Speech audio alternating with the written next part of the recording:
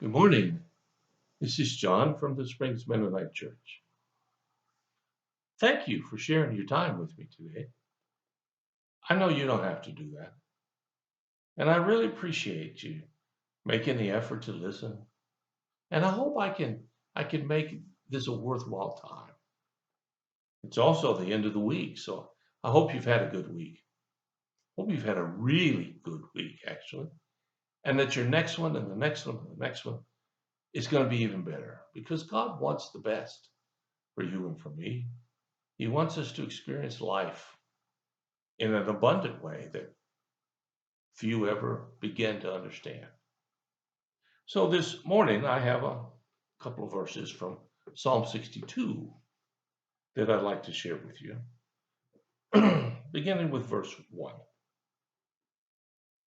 I wait quietly before God, for my victory comes from him.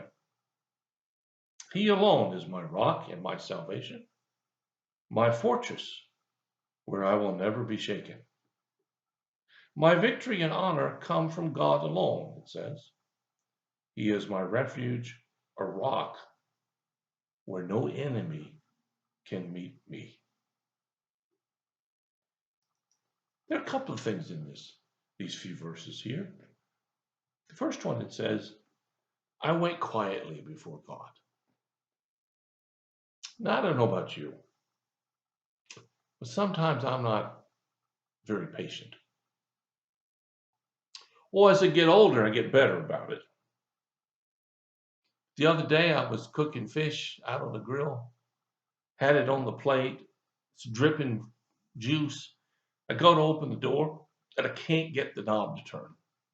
And I tried, and I tried, and I tried. And I got furious because I can't get the door open. Now, if I'd just been a little more patient, I would have set the plate down, opened up the door. But oh no, no, no, no, no. I got to do it my way. Well, eventually I got the door open. My wife came and said, Hey, what's the problem? I couldn't get the door to turn. Well, you should have called on me. No, I don't want to call on you. I want to take care of it myself. You see, that's how we all are, or at least most of us are. So to wait quietly, oh man, that's tough. But that's the very thing God says to do. You see, God is never in a rush. You and I get in a rush. God's never in a hurry. He's one of these cool customers that just sits back and smiles because he knows he's got it all under control. And that's the kind of presence that you and I can tap into. In fact, this psalm tells us to tap into that. Let me read some of it again. I wait quietly before God, for my victory comes from him. He alone is my rock and my salvation, my fortress, where I'll never be shaken. Let me ask you a question. You ever been shaken? You ever had a time in your life when you just didn't know what to do? Well, I know there's some of you that probably never been there, but most of us have. See, life is full of potholes and detours and unexplained consequences from this or that. Life doesn't go smoothly. It doesn't go straight up on the incline and keep going. It sort of jigs and jags. And for some folks, it jigs and jags a lot. So the psalmist here says, wait quietly because he alone. Now here's what we got to get deep down inside. God alone is our refuge, not our abilities, not our accomplishments. As great as they all came from God. I have a lot I could brag about in terms of accomplishments. Well, lots of money isn't one of them, but that's okay. I have a lot of things that I've been able to accomplish that, well, maybe a lot of people wouldn't even think about. But I learned a long time ago that God was the source of everything I had and everything I could do. I was just a vessel that He worked through. And the truth is, so are you. And so is everybody else.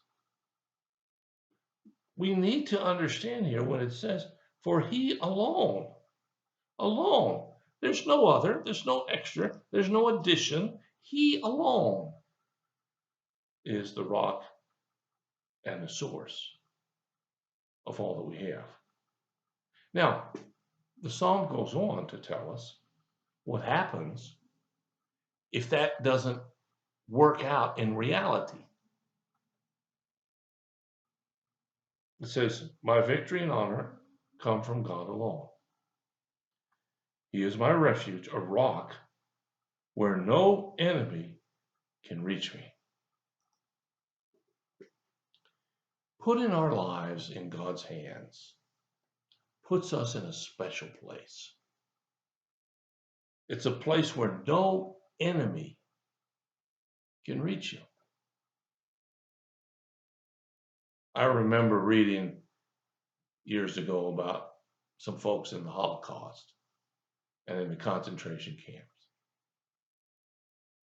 And I remember one person who said, I won't mention the name, it doesn't matter.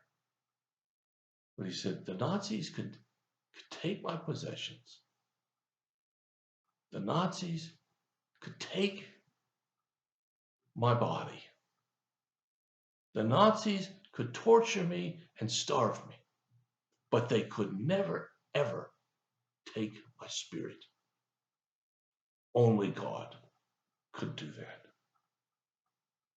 Now, frankly, I can't imagine the horrors of that time period. I can't imagine trying to live through that. But what that guy's saying and what the psalmist is saying here is that whatever happens, God is in charge and they can't take it from you. You can get sick. You can get real sick. I've been real sick lately. One of the more frustrating things I've ever been through. But God is the rock that nobody can touch. So I hope today that's how you understand things in your relationship. And if you don't, and it isn't, that's okay. You can work on it. So I hope you have a great day. Hope you have a great weekend. God bless you, my friend, and we'll talk again.